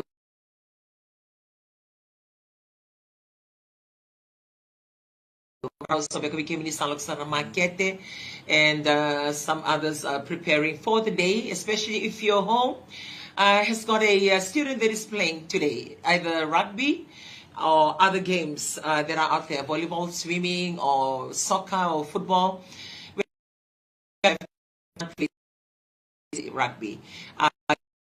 Praying for him, going to their game today, right in the afternoon. So you may be preparing for whatever event that is happening in your home. And not only that, some we can the song ni ko, song ni sing sudu, song ni mamau. And some we can the metari kini chuna lolosi, ni bi kami ada nanon tamat mobile sing ni namaki. Instead of ang andala kudur mata kini ko, and babi yun nakabona turang and do tell Singapore, and it's another new day coming towards the weekend. And also to those of you that are tuning in from all over the world, we always get feedback as and when we come around and meet on how you always follow this program. We would like to say Bulavinaka from Fiji or from the Itoke, in whichever part of the world you may be in, and whatever time of the day it may be, or the day it is. It's now Saturday, way back in Fiji, also for Australia and New Zealand, but for you, it may be a Friday in the afternoon. So we would like to say thank you and welcome to the program this morning. Ya, vamos a tener que na turang na marama. Dorobo na manela na manoli mo paramata. Ara tu kani tulsong na miniti na airport. Rento may buto tiko. Agora sa kani dona screen je ando talaga go na piwa saranga na dina na tuituma. Na tos tiko na matagani ko. Balik ito 2 hours behind. O kla may witi sa bola katiko na walu. Kito sa ke bola katiko na ono ike. Sembuto sa katiko na konua. Nina tos tiko na vital noa. And matagan is in the family table talk, then we'll start to see our background to change a little bit, and we'll start to get brighter. So we take this time kita character to na binango make an obakambula to yani we can na tuwa na koro oro to bagan lay mga kao oro to bagan la kay sama kambula to yani and see we na ko de so we can na sali to manitite daru ko mga matagalilay sampai kita katakan ng munci, palitek sa peragi. Sila roti makalolo, totoka. Oh, malaka. Mga bulan juga ni, nasi wina ni kuah. Roti tolong sa ngabuli tababale. 20th floor, and American Suites, and a city lemungo o Paramata. Weekend kita baru tu may balimbula. Weekend kita baru tu may wala ni bay bago doon taki. And we stay sa inyo, sa weekend man ni Maktibalu. Nabito siya kito na tulili. Onti ko ba kamay na so Jesus na TV, Facebook, kero sa mga bulat tugani, Andra Binaka, sa natin ka ba niya, tamanua, mataka di siya din na. Mga bulat ito nga, may kanda-ganda ito na biya sa iburo-buro taliso we can do to may Amerika. Di ba nga ako na mga sa oti, kero dami tali-tugon total na nasa iburo-buro talis na sa doa. Giba ko na mga ko, pero sa dami ito ko ike. Mga bulat ito nga, may kanda-ganda talaga ng bogi. No na bogi liya ito ba patalilay siya. So bulat ito nga.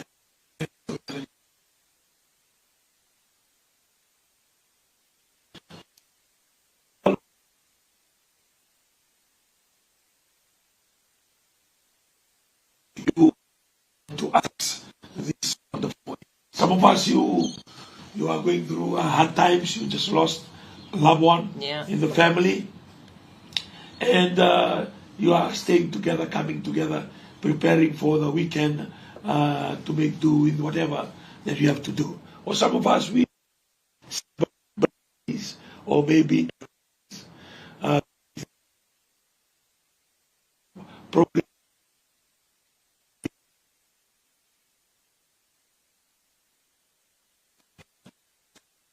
Well, Long Beach Estate at our restaurant, a lot importance of just being a person, parent. Because most of the time we have a home, we are parents, but we are missing from home.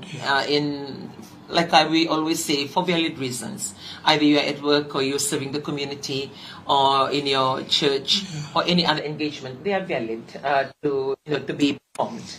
But without knowing that those are the roles or those are the duties that sometimes takes you away from home and there's no balance for the time that you invest in your own family. So there's a lot to say about that. We've shared quite a bit last week. And I believe for those of you in Fiji, you may be seeing the printed media and everything. There has been a lot of coverage on being good parents, on how they try to backtrack and try and analyze the problem that we are facing right now. How can we go back and correct them? How can we be proactive to the problem that is at hand, other than just reacting? Now we are just reacting because it's right in our face and we are trying to look around. There's a lot of blame game, didn't do that, or the parents are not there when they come to school. So it's like all silos. We're doing all that we need to do or paid to do. But it comes back to the answer that the responsibility lies at home, back at home, because we are responsible for our family, we are responsible for our children. Well, this week when we arrived into Sydney on Monday, and I believe that was on a Tuesday. That was on a Tuesday when we sat here and we were watching the news. It was early in the morning, just like this. You were watching the news, and we saw this coverage, like an urgent. It happened. Just happened without all the details taken, but just a quick. A quick coverage on what happened, on the incident. And as when we watched the television on how it just came as a highlight, a man stabbed, his partner, and ran away from the scene. And as we watched and we see the ambulance and everything that was being covered on that day, we looked. For me, I took it and said, okay, they look Polynesian, and I said, must be an islander. And that hurt, that moment, that it's indescribable, because you don't want to wish anything like that on anybody, for that to happen. But somehow he just took it and said, I think that's it's okay. But I really didn't think much about it, but just thinking that, there's a life lost, and that young girl belongs to a family, and that young girl has got parents, that young girl has got family who loves her. That was just my take in everything that happened to this kind of cases. So either you get involved in an accident or, car accident or anything on the road, or drown, anything that is unplanned, my automatic reaction is, that person belonged to a family. Somebody's mourning and crying, it's a loss. And that was it. But not until the next morning when he was reading the news way back home, online, that he knew that it was It Okay, which is still being covered here. We're having a conference here for the church, and we had a family conference. We had two of our youths that came after the service and said, can you pray over us? I said, okay, any specific a prayer request? And said the girl that was stabbed and died, she's our very best friend. That moment. And these are just people who are her friends. And what about the parents? What about the family? So there's a lot of things happening out there, and that's one of the things that we're trying to cover for the family conference. Mabibita kita ko vera na luwenda ni nabi kaya saya bitiko sandu indui tabu kina bunoa liba na kaya bitiko na bulan ni nondra bakarong taliraroi vale kake de merva retak chiko na non ritumbo malate ni nambula resengon sar. And for you children that are tuning in this morning, or you get to listen to this program later, sometimes when we come of age, especially when you're reaching 20 or a little bit over 20, you begin to think that you begin to think that you can handle, that you can look after your own self. Most of the youths or the children begin to think they don't really need their parents to be talking to them. They don't really need their parents' counsel. Because you've come of age. And the world has said, like, when you're 18 years old, you are accessible to a lot of things. You can walk into, to a bar and have your drinks. Before it was very strict, way back, to 21 years old. Now it's 18. Worldwide it's 18. And by the age of 18, you were given the freedom to live your life, which is world, what the world is doing to everybody. Like, it's all the countries, it's international law. But that age is very young to go out and just make decisions for yourself. You still need your parents' guidance. Or if you're not with your parents, at least your grandparents or your guardians, people that are looking after you, that you need to at least stay connected and hear them. And that goes back. Like, it's both. Either if the children don't come and speak it out, or come and ask you or parents, ask us as parents or guardians for advice, I believe we shouldn't just continue to think that you're respecting their space, you're respecting that they are, an adult and they're free to make their own decision and they're being independent. But I think as concerned parents or guardians, we should always continue to watch over them, say something to them, because at the end of the day, when something happened, we cannot undo the things that has happened. For parents, it's their duty. Yeah. It's their duty to continue to talk to their children. And they can live apart or they can live together. Yeah.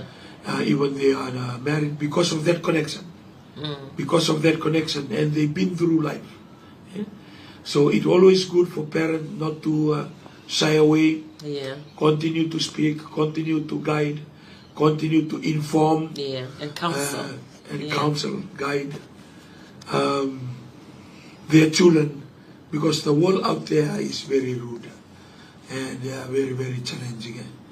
And imagine that the two youngest, they have a relationship, and for that to happen, it shows the immaturity. That means they are far away from home, far away from their parents. And whatever they go through in life, they can always take a shortcut. And that means a lack of parenting, or they are far away from their parents, or the matured version of somebody to give them, some counseling when they go through hard times. And the world today, like, we just want shortcuts.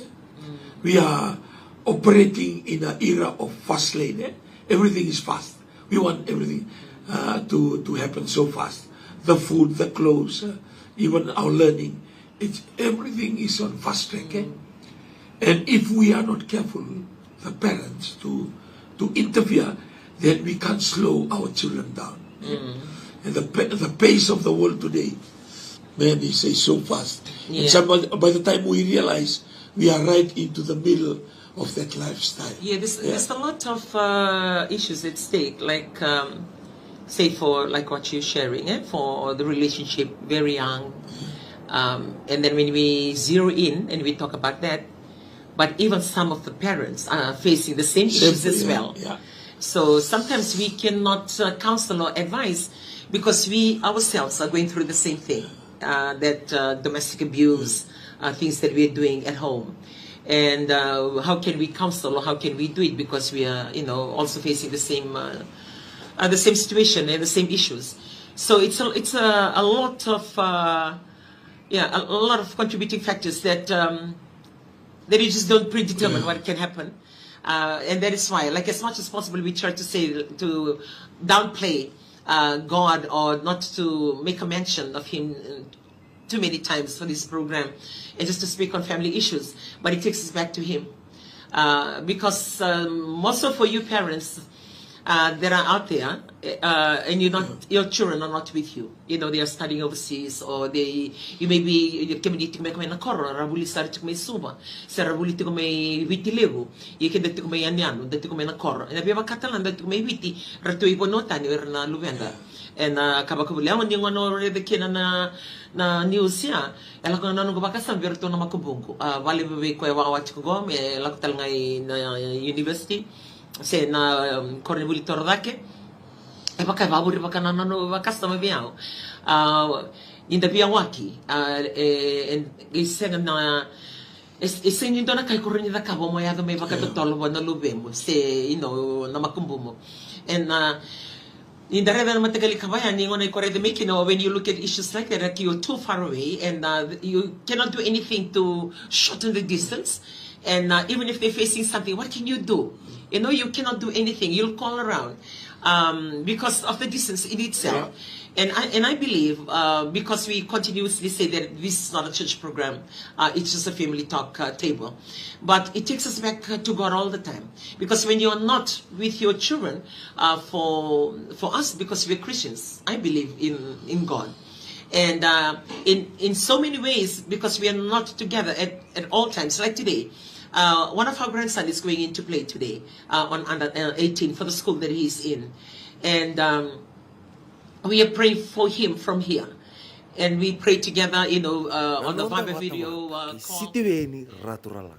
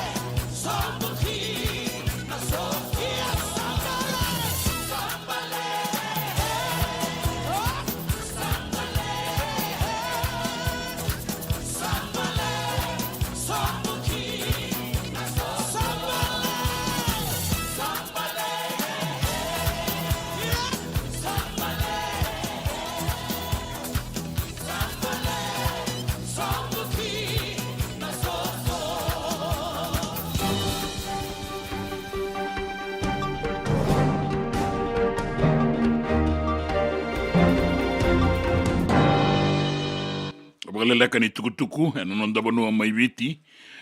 Ertou lewe tolu ertou vesu en volitaki ke en ve votaki ni wainganga ni ve mateni taki.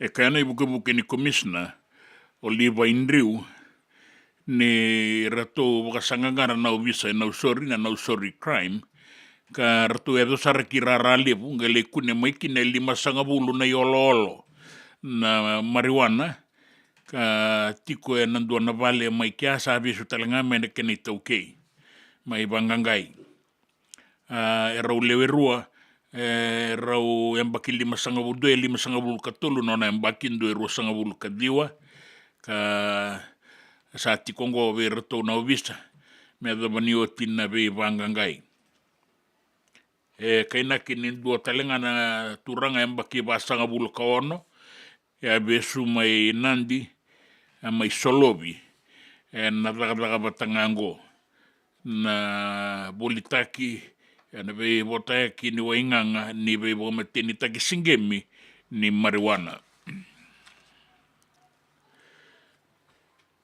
sabaka rauti kona ve timi so na ve korni bolitor dake en sota ni semi-final en mbakingo membaletan Super Deans watake na Whitbix raluve era ngone leo watake era dorobo ala kia do batingo na bata ni semi-final en Super Deans rato san vinde sunga nimbulukin ruana timi mana sa sabara dua mai nandi kan dua nanronga dubu college ken ratu nabula sota ken timi ni na sinu wata ke ratu na chambe ni mai no kubuto na ardorobo ni matabatu do Queen Victoria School karato tauratiko na idovini din sa ratu arawata enemba ke saoti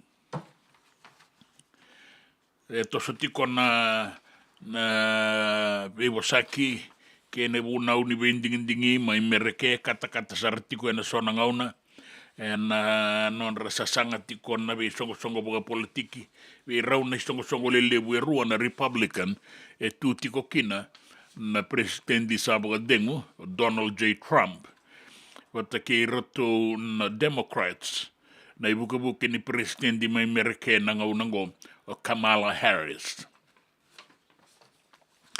Seni bisau nanraki me do tikongo se bagan de takitikonga mai nei bogaroni langi koko akanda rongo do tiko en bongi rua en singa na no me do vendai solitiko nei bogaroni langi koko me mbaletan anu so en tokalau ka boga wasibi nei bogaroni langi koko me mbaleti asawa na deba kembua na tokalau ke maduata ke na sano da kaunrovi na sano nanronga na ke na barabi me ado saramai nabu asuba ke na usori tailebu north na sano rama i raki o kandabu ke na vei vanua volekata e atula mai viti ke na atulau na itu bagin raki en dua na uan raki mamada e koto ya nikin deba irani non da vanua ka baga bunatiko na bulan ni rangi tokalau ke na tokalau deba na ngaunango na lagi tatamba na matani rangi me do basar na 5 na nota na sona ngauna anu itakina na muninganggarau ni na turanga ke na marama ni bebe soko ya ke na muani mablaongo na buasuwa ke na usori na dilau toka kimba na bakati ko kina na ibuaroni rangi Payax amalele ko nga sporat ko turanga kina marama gorni tukutuku en nonda banua tukutuku mena via sai burubura na tukutuku ningi to kenan raki Na nonda vata ki City Veni Raturala.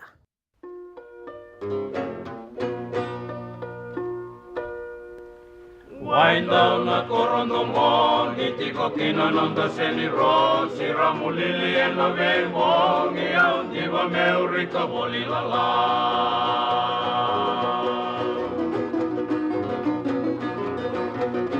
Sitara la la, sitara la la, rukuna meliana ro, muaunta me sombo meu kunu la la.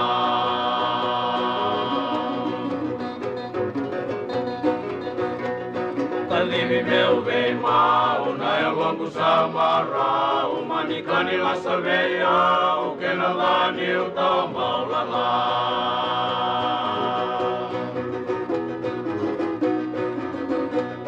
Sitara sitara la la la la, sitara sitara la la la la, rukuna meliena romo au tambe sombu meu munu la la.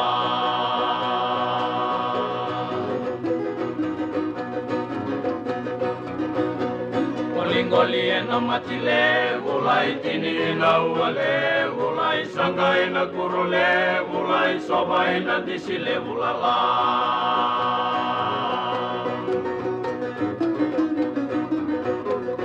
Sitara sitara la la la la, sitara sitara la la la la, rukuna meli ena romo, au tambe sombo meu munu la la. Wenda una koronto moni tiko kina non da seni rosi ramu lili ana beimbongi au ndiba me urika voli la la ratona dorobo ni arobundi ma yo volau bula bena kalabeti mbali suba bena gabole bena bengarabi erambadi tokongo na be toko ni mai waga waga New South Wales bena gabole bena daga ratiko kina nangone ni biasa na bia tolu nan rau na anon da dorobo ni biasa na ibiti ratiko mai waga waga na taka pinaga vole bunda bina no mitiko mai labeti bata ke masha bula bina ka warongo tiko maingo ndo na kanda bina vole matangali vole kasara ni dawan runa dai wasini ngau nango ni sangai bogam bula tu mai sa bogali suiti ko yani na boga bina ka ke na bogam bula ina no itakin ni ndau magana bengarabi na bo ni ngau na ni ko kirau sana bogam modeke sa boga bina ka tuga ni boga lebu ke muni me ado wana singa ni mataka na numa e mai ngau na mai viti na tini kandua e na ngau na ni Santa Rosa na wana kaloko me ado wana ngau na wea andi Samoa Ni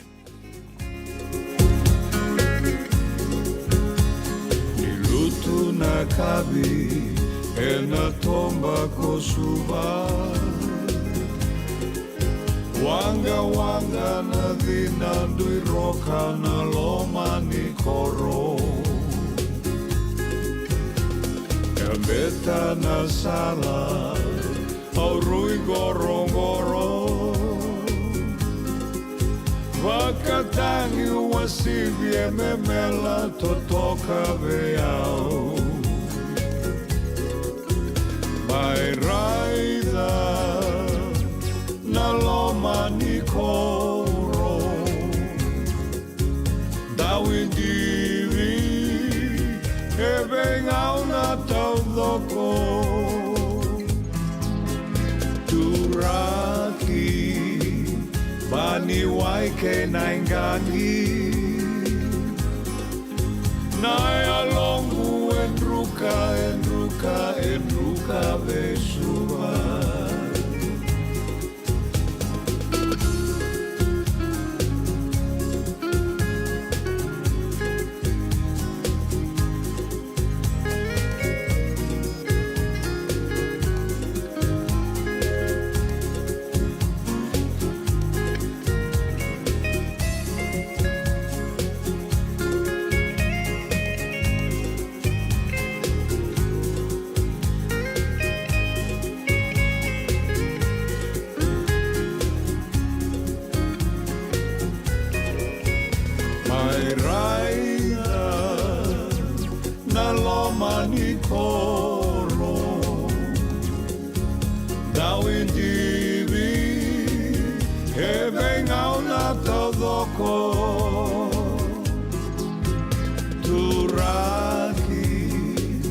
Bani waike naingangi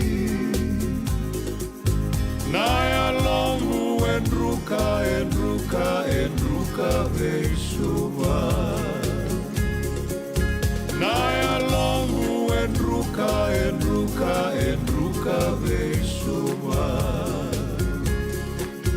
Naya longu enruka besuma